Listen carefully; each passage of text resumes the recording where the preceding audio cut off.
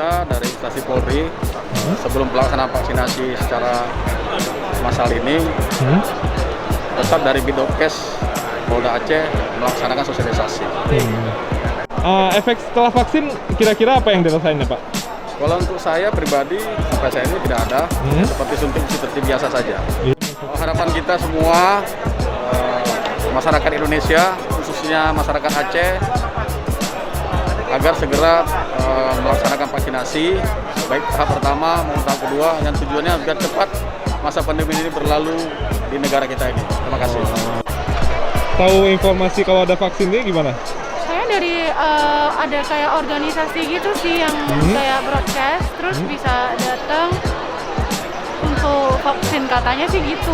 Oh, berarti emang keinginan sendiri ya? Keinginan sendiri. Oh, nggak ada paksaan dari pihak manapun? Nggak ada, kan nggak ada salahnya kita vaksin. Berarti ini vaksin yang keberapa kamunya? Pertama kali. Oh, ini yang pertama kali? Sudah siap disuntik? Oh, lagi sih. Siap. Gimana kawan-kawan? Gimana? Kok ada yang takut kayaknya?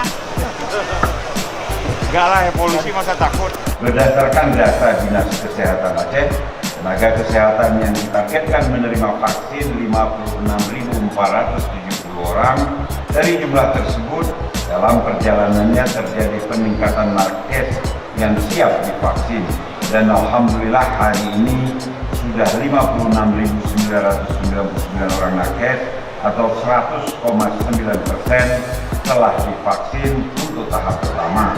Sementara untuk tahap kedua telah mendapat vaksin kira-kira 86,7%. Saya mengapresiasi capaian ini dan selanjutnya kita terus mengingatkan bagi nakes yang sudah waktunya menerima vaksin kedua agar mematuhi jadwal tersebut.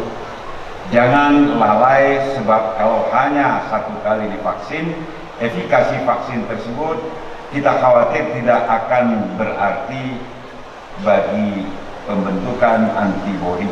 Adapun jarak pemberian vaksin pertama ke vaksin kedua ini tidak 14 hari, tapi telah menjadi 28 hari. Sekali lagi saya minta pada para nakes di Aceh agar mematuhi jadwal vaksin ini dan itu tidak boleh ditawar-tawar.